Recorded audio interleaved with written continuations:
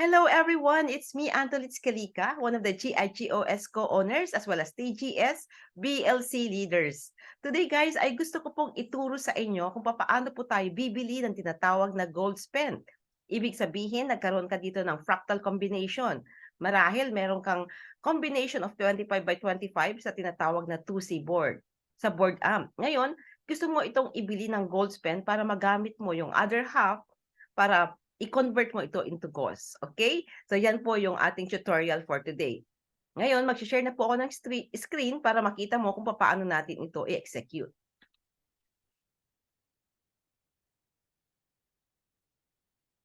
Ayan. So, this time guys, ito po yung account ko as you can see. First of all, ang kailangan mong gawin, kailangan malaman mo kung magkano yung bonuses mo sa Fractal. Katulad po dito, meron po akong bonuses dito. Bibigyan lang po natin ng, iguguhit lang po natin para makita po ninyo.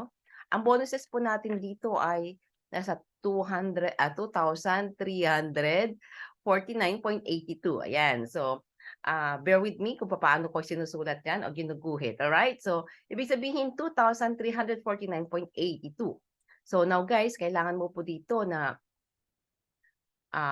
ang pinaka-formula ay kailangan alam mo. So, ano nga ba yung formula? Kailangan yung sa fractal bonuses mo, i-divide mo ito into 2. Yung divide by 2, kailangan mo yun ibili ngayon ng tinatawag na contract. So, step by step na ituturo ko sa inyo to. Alright, so first of all, ilabas natin si mahiwagang calculator para makita natin kung magkano ba ang kailangan natin. Alright, so burahin muna na po natin ito. Ayan, si calculator, ilabas na natin si calculator, no? Okay, so ito po yung calculator, labas po natin siya. So, 2,349.82. I-divide lang po natin ng 2. Alright? So, 1,174.91. So, ibig sabihin guys, kailangan isulat mo yan para matandaan mo siya. Alright? Kapag alam mo na yan, so, balik po tayo sa ating back office.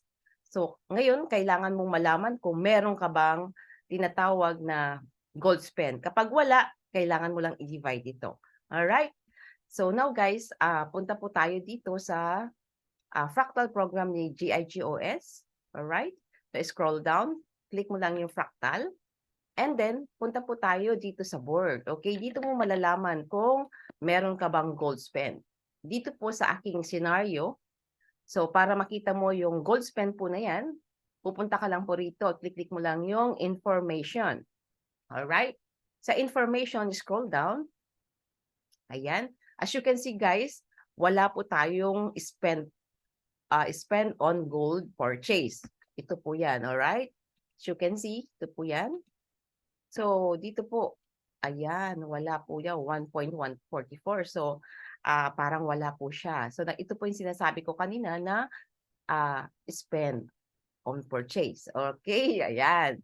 So, now guys, ang gagawin po natin para makabili po tayo ng tinatawag na gold spend, ay pupunta lang po tayo dito po sa area ng round 1. So, first, round 2, I mean. So, first, dito po tayo, kiklik natin yung round 2.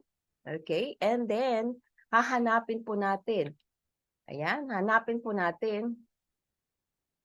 Ayan, palakihin po na natin, round 2. Hanapin po natin dito yung my orders. Okay? Saan ba yung my orders? Gugihiwitan ko lang po para makita nyo kung nasaan ba yung my orders. Alright? So, ito po yan. Ayan. So, maliwanag po ba? Kung yan po yung orders, so i-click mo lang po yan.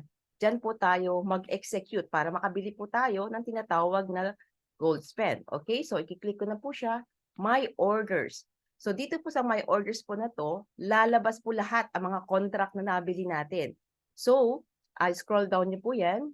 Alright? And then, dito sa select contract, yan po ang i-click nyo. May makikita po kayong arrow. Okay? Yung arrow, i-click nyo lang po yan. And then, hahanapin po nyo yung pinakamura. Alright?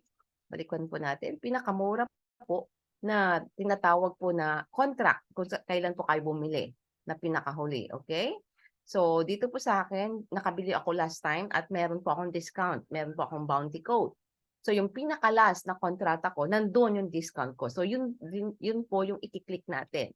Okay? As you can see guys, ito po ay nasa 60.28 ang isang ECN dito. So, napakalaking bagay kasi magkano na ngayon ang ECN? Check lang po natin ha, yung pinaka-previous noon na walang discount. So, that is 121.36 euro per ECN na po. So, ayaw po natin kunin yan kasi mataas po. Ibig sabihin, mas kakaunti makukuha mong ECN.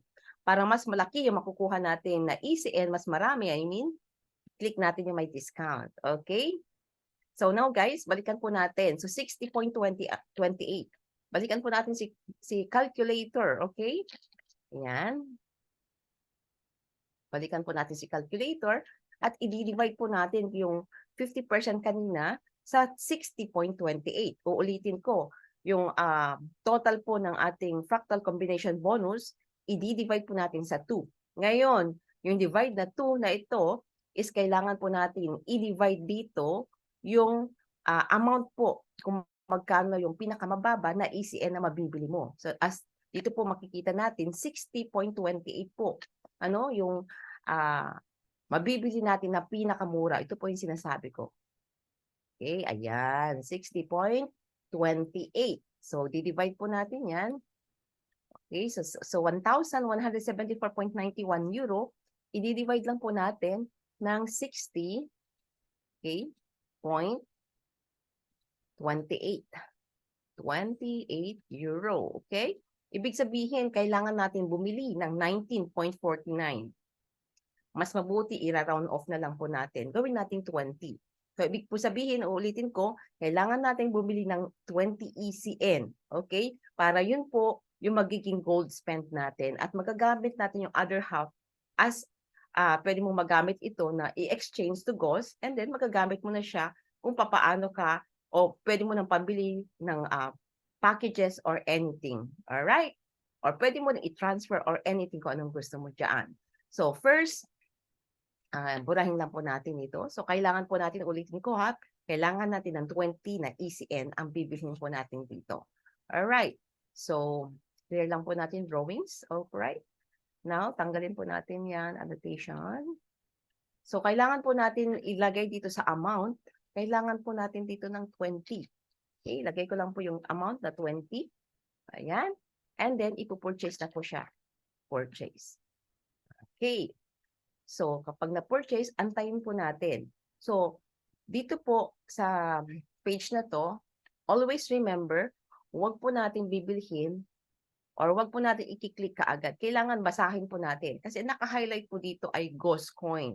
Hindi po yan yung ibibili natin. Kailangan po natin i-exchange yung bonuses natin. Alright? So, i-click natin dito sa exchange for bonuses. Click mo lang po yan. And then all the way down ka. Okay? So, dito po ilalagay natin yung value kung magkano yung 20 ECN. Doon po sa pinakababa, ayan. Ayan po. Alright? Ito po yung pinakababa. Ayan. Yan po yung value na ilalagay natin dito. Okay? Dito po yan. Kasi yun po yung bibilhin natin. Okay? Yan po yung amount na kailangan natin bilhin. Alright? Kung maliwanag po yan, clear po natin to. And then, i-type in na po natin yung value ng 1,000. Okay? So, lagay po natin 1,205. Okay? Huwag po tayo maglalagay ng comma dyan. Hindi po natin kailangan. Okay? So, 1,205.60. Kung ano yung nag-a-appear po sa pinakaibaba na value, yun din po yung ilalagay natin dito. Okay? So, click lang po natin yan. Alright. And then, scroll down. Ayun na po, nakikita nyo yung exchange bonuses. Okay? Alright. Okay, so i-click na lang po natin yung exchange bonuses. And then, successful na po yan. Alright? Okay, so click lang po natin yung close kasi successful na po siya. Now, mag-show up po dito yung purchase history. Dito po nakikita natin na 20 ECN yung nabili natin at ayan na po yung amount. Okay, so now, kailangan po natin i-check kung magkano na ngayon yung ating bonuses o yung ating gold spend, magkano na nga ba, okay? So first, punta ka ulit dito sa tinatawag na board. And then, sa information para makita mo kung magkano na yung gold spend mo. As you can see here guys, meron na tayong gold spend dito na 1,207.04. So now, ready na tayo ngayon i-exchange ito into Goscoin. Okay? So yung video na to, sa susunod po na video natin, tuturuan din kayo kung paano po tayo bibili ng Goscoin. Okay? I hope po guys na marami po kayo natutuhan dito. And any question, pwede nyo po akong i-message. Okay? So now guys, i-check na po natin pala. Bago natin tapusin to, i-check muna natin sa resources kung magkano ba yung naiwan nating resources na ready na ipambili natin. Dito na po guys, nakikita natin sa fractal bonus, ready na po ito, euro na po ito, 1,144.22. Kailangan mo na lang i-exchange natin ito sa Goscoin para magamit po natin. Alright?